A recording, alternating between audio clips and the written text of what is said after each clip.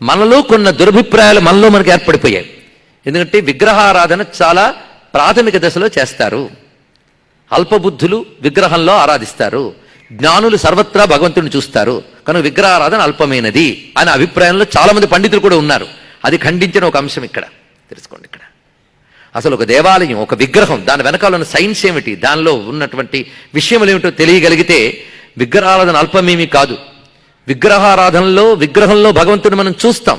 క్రమంగా మన జ్ఞానం విస్తరించి ప్రపంచమంతా భగవంతుడిని చూస్తాం. ఆ భగవంతుడి విగ్రహంలో ఉన్నాడని తెలుసుకుంటాం. అంతేగాని విగ్రహారాధన విడిచిపెట్టాం. తెలుసుకోండి. ఇక్కడ విగ్రహారాధన విషయం కూడా తెలియాలి. అందుకే స్వామి వివేకానంద చెప్పిన ఒక విషయం ఇప్పుడు గుర్తొస్తుంది.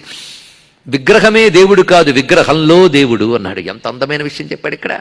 అది హిందువు ఎవడు కూడా నీ దేవుడు ఎవడయ్యా అంటే విగ్రహంలో ఉన్నాడని చెప్పడు.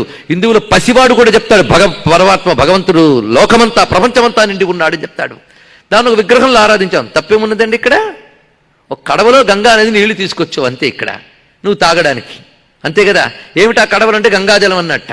ఓహో గంగ అంటే ఇంతేనా అన్నాడు వీడు, ఎప్పుడు గంగ చూడలేదు కనుక. ఏ శిఖామణి అంటే మూర్ఖ శిఖామణి, గంగ ఇంత కాదురా, మరి నువ్వే గంగాజలం అన్నావు. అంతో గంగాజలంలో నాకింత తెచ్చుకోగలిగాను కనుక ఇంత తెచ్చానయ్యా అన్నాడు ఇక్కడ. అదేవిధంగా ఉపాసకానాం కార్యార్థం, ఉపాసించేవాడి భావానికి అనుగుణంగా భగవంతుడు ఎన్నో రూపాలు ధరిస్తాడు. అయితే ఈ భావాలు ఊహలు మనం కల్పించుకున్నవి కావు. ఒకే భగవంతుడు ఋషులకు అనేక రూపాలుగా దర్శనమిచ్చాడు.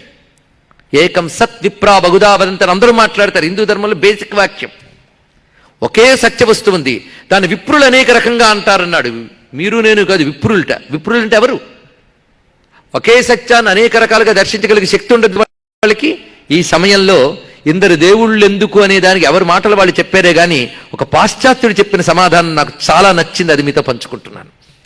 ఇంతమంది దేవుళ్ళు ఎందుకు అని ప్రశ్నిస్తే మన వాళ్ళు ఏమంటారంటే ఎవడి ఇష్టం కోసం వాడికి వచ్చారండి భగవంతుడిని రూపాలని. కాదు, ఇక్కడ గుర్తుపెట్టుకోవాలి ఏంటంటే ఇంతమంది దేవుళ్ళు హిందూ మతంలో ఉన్నారు అని చాలా మంది అంటూ ఉంటారు. కానీ ఇంతమంది దేవుళ్ళు హిందూ మతంలో లేరు.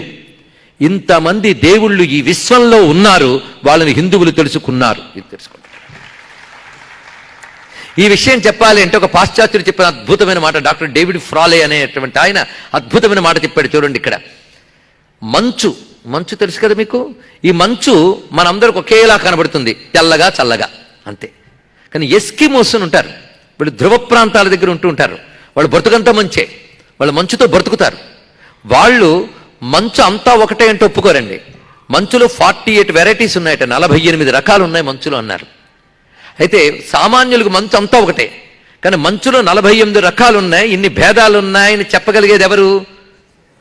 ఎందువల్ల చెప్పగలిగారు? మంచుతో ఇంటిమసీ వల్ల, సాన్నిహిత్యం వల్ల ఆ మాట చెప్పారు. కనుక ఎవరికైతే సాన్నిహిత్యం ఎక్కువ ఉంటుందో వాళ్ళకి దానిలో ఉన్నటువంటి అనేక కోణాలు బయటపడతాయి. అందుకు మంచుతో సాన్నిహిత్యం వల్ల మంచులో ఎన్ని రకాలు ఉన్నాయో ఎస్కిమోస్ చెప్పగలిగారు. పరమేశ్వరుడితో భగవంతుడితో సాన్నిహిత్యం వల్ల హిందూ ఋషులు భగవంతుడి యొక్క అనేక రూపాలను ఆవిష్కరించగలిగారు.